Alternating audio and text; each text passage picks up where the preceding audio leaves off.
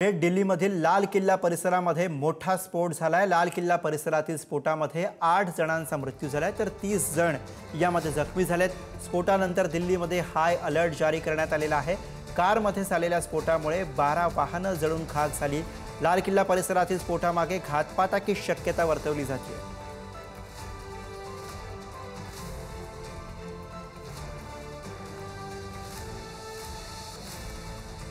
दिल्ली स्फोट संशयित प्रकरणी एका संशयिताला ताब्यात घेण्यात आलेला आहे। दिल्ली पोलिसांनी एका संशयिताला ताब्यात घेतलेला आहे। दिल्लीतील स्फोटामागे घातपात असल्याचा संशय व्यक्त केला जातो।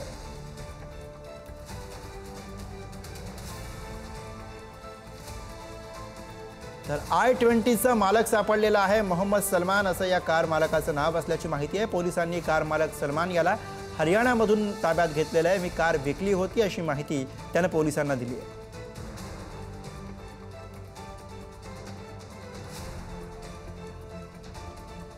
तर या सगळ्या प्रकरणामध्ये एक मोठी अपडेट पुढे आली आहे ती म्हणजे ही कार ज्या कारमध्ये स्फोट झाला ती I-20 कार ही हरियाणामधली होती आणि तिच्या मालकाला पोलिसांनी ताब्यात घेतलेलं आहे। मी ही कार विकली होती अशा स्वरूपाची माहिती या कार मालकांनी दिलेली आहे।